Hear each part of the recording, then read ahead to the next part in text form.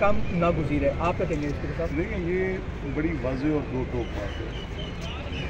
कुछ लोगों का वजूद अदम इस्तेहकाम का बाइस है, और ये अदम इस्तेहकाम कोई ऐसी चीज़ नहीं है जो हवा में लटकी हुई है, ये पैदा किया जाता है। इसके लिए धरने देने पड़ते हैं, इसके लिए अफरा तफरी फैलानी पड़ती है, इसके लिए सिविल डिसऑर्डर क्रिएट करना पड़ता है, इसके लिए एक नॉन कॉपरेशन मूवमेंट चलानी पड़ती है, इसके लिए बिजली के बिल फाड़ने पड़ते हैं, इसके लिए इदारों पर हमले करने पड़ते हैं, इसके लिए पार्लियामेंट पर हमला करना पड़ता है, इसके लिए सुप्रीम कोर्ट के बेंच को तकसीम करना पड़ता है, 5 मेंबर से एक ही जैसे कोई 30 के करीब फैसले दिलवाने पड़ते हैं, इसके लिए पॉलिटिकल पार्टीज़ को ट्रिम करना पड़ता है, इसके लिए वो तमाम कंधे ढूंढे जाते हैं जिन पर बैठकर ड्यू के बगैर लोगों के साथ ज़्यादतियाँ की जाती हैं। ड्यू प्रोसेस 5 साल बड़ा अरसा होता है, 2018 से 2023 तक।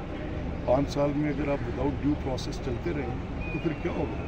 फिर वो एक बुनियाद पड़ जाएगी, और वो बुनियाद ग्रो करती जाएगी, और फिर हर सतह पे आपको लगेगा कि जैसा गलत है। फिर आपको ये डेकेड्स की कहानी है, कोई एक आधे दिन की कहानी नहीं है।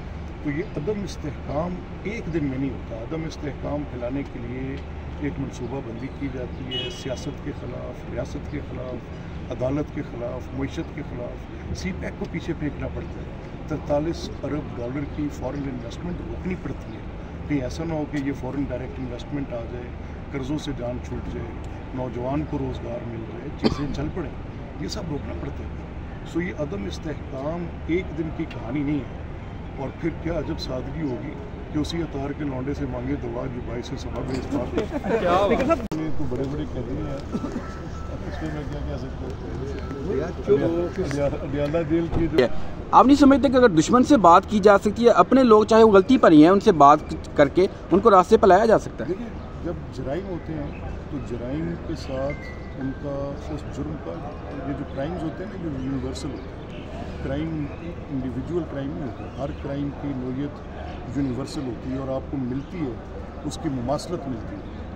अगर कहीं पर ऐसा क्रिमिनल एक्ट हो, और वो क्रिमिनल एक्ट टेररिज्म का हो, वो क्रिमिनल एक्ट आर्सन का हो, वो क्रिमिनल एक्ट प्रॉपर्टीज़ को जलाने का हो, स्टेट इंस्टीट्यूशंस के ऊपर अपने गुंडों को लेकर जाके उनको बिल्कुल पामाल करने का हो, फाउंडर ऑफ द नेशन के नाम से मंसूब इमारतों को आर्सन करने का हो, तो फिर ये क्रिमिनल एक्ट्स हैं। अब जहाँ तक पॉलिटिकल ओपिनियंस की बात है तो सियासी बातचीत तो हर सूरत होनी चाहिए। आप ज़रा जराइम में, झूठ में, मिलिशियस प्रोपेगेंडा में और हक़ाइक़ में फ़र्क निकाल लें। अगर तो ये कैंपेन्स जो लोगों के ख़िलाफ़ चलती हैं, अगर आप मेरी डिग्निटी इरोड कर देते हैं, एक झूठी कैंपेन चलाई, आपने मुझे ब्रांड किया कि ये चोर है, और उसके लिए आपने एक प्रॉपर कैंपेन चलाई, सोशल मीडिया की एविडेंसेस अवेलेबल हैं कि बाहर से फंडिंग्स आई, उन कैंपेन्स के साथ आपने जाली अकाउंट्स के साथ लाखों की तादाद में लोगों के ऊपर ये प्रोपेगेंडास किए, और कोर्ट्स ऑफ लॉ में जाकर कोई प्रूफ नहीं। तो व्हाट शुड आई से देन? मेरा ये मानना है कि फिर सब माने, ये माने अपनी गलती कि 2018 में कहाँ से इन्होंने बुनियाद डाली, ये माने कि 2014 में CPEC की गलती कहाँ से हुई। All those should sit and talk, जो जिनमें इतनी जुर्रत हो, इखलाकी जुर्रत, कि वो अपनी गलती को तस्लीम करके आगे चले, दे शुड सेट। लेकिन अगर कोई सेल्फ राइटियसनेस के पाथ पे चढ़ा हो और कहानी उसकी ये हो कि जी मैं तो महात्मा हूँ, तो फिर बात कैसे होगी? पहले अपनी बात तो सुने।